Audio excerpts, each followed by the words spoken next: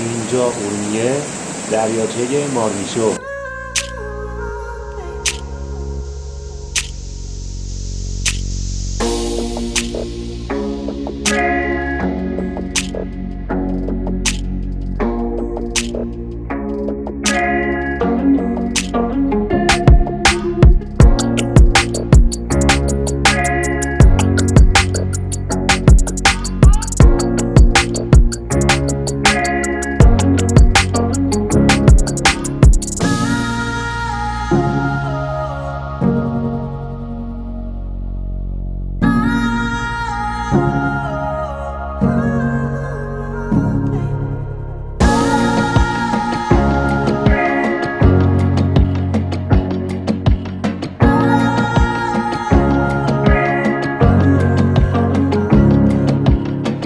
دریاچه مارمیشو یکی از زیباترین جاهای دیدنی ارومیه برای گذراندن آخر هفته‌ای عالی و تفریح در کنار دوستان و خانواده است.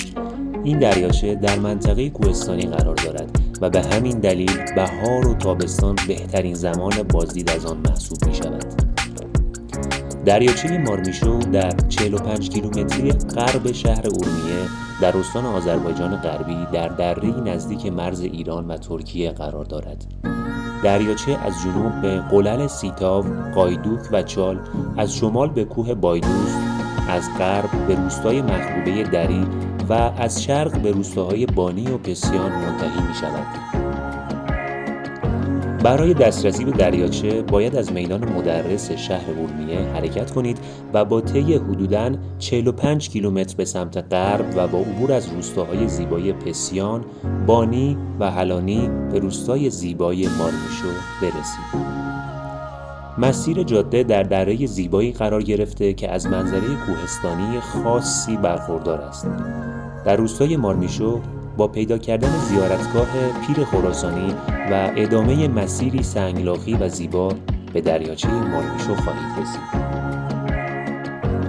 دریاچه مارمیشو یکی از بکرترین جاهای دیدنی استان آذربایجان غربی است که با چشماندازی زیبا مکانی مناسب برای استراحت و آرامش است و هر مسافری را شیفته خود می کند.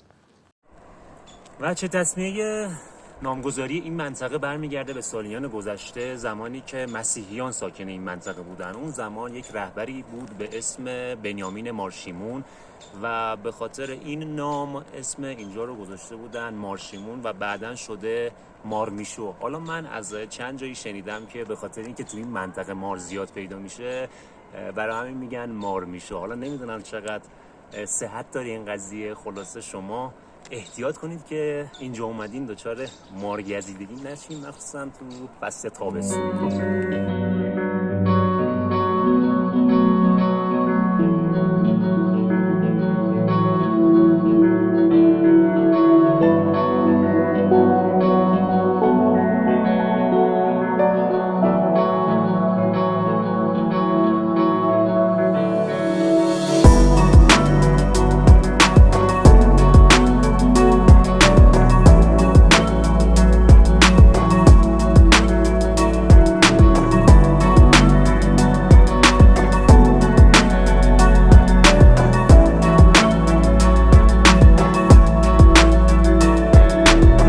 در طول رودخانه تا دریاچه علاوه بر انواع درختان جنگلی، درختان بید به شکل حفاظی طبیعی دور دریاچه را فرا گرفتند. در کنار درختان بید و درختان گردو در منطقه، درختان بلوط، عناب، گلابی، زالزالک، بادام، صنوبر و سایر درخته‌ها و انواع مختلف گون نیز در این محل به چشم می‌خورد که مکان مناسبی برای پرورش زنبور عسل محسوب می‌شود.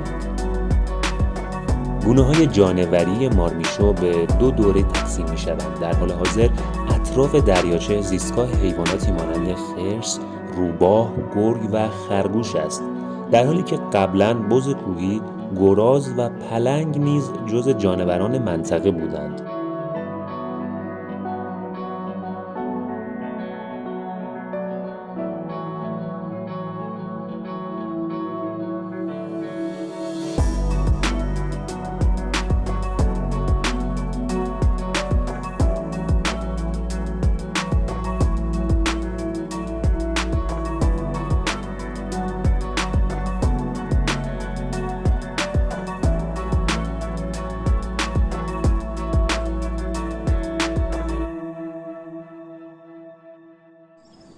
جالب بدونیم که یک زلزله طبیعی چندین سال پیش باعث تشکیل دریاچه مارمیشو شده.